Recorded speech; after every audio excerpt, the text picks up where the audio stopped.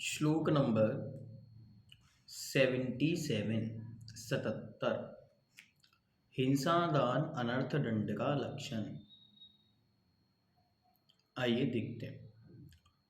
परशु कृपाण खनित्र ज्वलनायुध श्रृंगी श्रृंखलादीनां बधहेतूनां दानं हिंसादानं ब्रुवन्ति बुधः।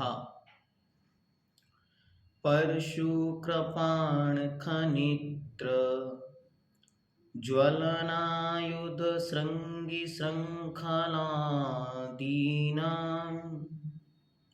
बधहेतूनां दानं हिंसादानं ब्रुवन्ति बुधः। बुधा गणधर आदिक देव। बुध शब्द का अर्थ होता है विद्वान, ज्ञानी।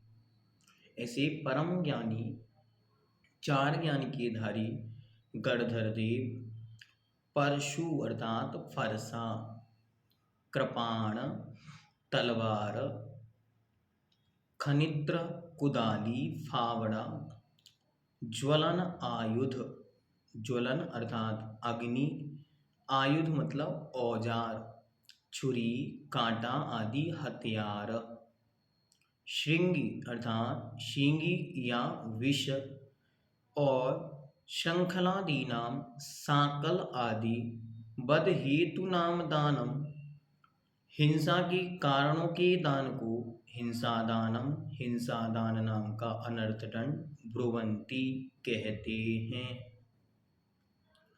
फरसा तलवार गेती कुदाली अग्नि आयुध विष शांकल आदि बध कारणों हिंसा के उपकरणों को दिया जाना हिंसा दान अनर्थ दंड है। जो व्रती है वह स्वयं तो इनका प्रयोग कर ही नहीं रहा है, अपितु वह कोई यदि उससे मांगे कि भैया मुझे ये दे दो, तब भी वह उन्हें नहीं देता। क्यों? इससे उसका कोई प्रयोजन सिद्ध नहीं होना, व्यर्थ ही पाप कर्म का आश्रय होगा। इसलिए वह इन वस्तुओं को भी ना दे। और भी इससे संदर्भित जितनी वस्तुएं हैं उन सबको भी वह ना दे, जिससे हिंसा ही उत्पन्न होती है। ऐसी अन्य वस्तुओं को भी देना फावड़ा कुदाल खुरपा कुशी हथौड़ा तलवार छुरी कटारी तमंचा भाला बाण धनुष बंदूक तोप बारूद गोला गोली चाबुक जो जानवरों को मारने में कार्य आती,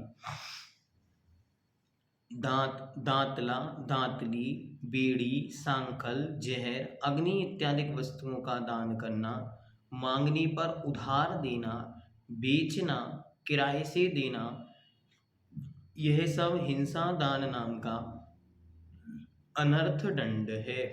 अर्थात व्रती इन सब चीजों को दूसरों के मांगने पर भी ना दे। क्यों? जो व्रती है वह हृदय में अहिंसा धर्म को और करुणा को धारण किए हुए है। अब उसे अच्छी तरह ये ध्यान रखना है कि देखो यदि मैंने ये कार्य किया तो इससे नियम से पाप हो सकता है। जैसे किसी ने उससे डंडा मांगा और उसने उसे डंडा दे दिया और उसने यहाँ से जाके गाय को या किसी अन्य पशु को उस डंडे से बहुत पीटा, तो क्या होगा? सारा पाप इसके हिस्से में भी आएगा। किसी जीव ने व्रती अच्छी तरह ध्यान रखता है, किसी व्यक्ति ने उससे माचिस मांगी, वो माचिस नहीं देता। क्यों? वो माचिस लेके यहाँ से गया और वहाँ कचरे के ढेर में जाकर उसने आग लगा दी। उस कचरे के ढेर में चूहे के छोटे छोटे बच्चे बहुत सारे थे, सब जल गए। ये क्या? अरे महान पाप हो गया। यहाँ तक भी कहा व्रती अपनी रस्सी और बाल्टी भी अव्रती या असंयमी को पानी भरने ना दे। क्यों? उनके हृदय में यदि दया नहीं होगी और वे अन्यथा प्रवृत्ति करके या अनछना जल भरेंगे तो वह सारा का सारा दोष आपके हिस्से में आएगा। व्रती बना है तो विवेक पूर्वक हर क्रिया करे। आचार्य भगवंत पूज्यपाद देव लिखते हैं, इदम कर्तव्यम इदम अकर्तव्यम, यह करने योग्य है और यह करने योग्य नहीं है, इसका निर्णय जिसके है वह व्रती है। और जिसको इस बात का बोध नहीं वह व्रती नहीं। इसलिए अच्छी तरह इस डेफिनेशन को जीवन भर याद रखना है कि जो करने योग्य है वह भी जाने और जो करने योग्य नहीं है उसे भी वह अच्छी तरह से जाने, वही व्रती है।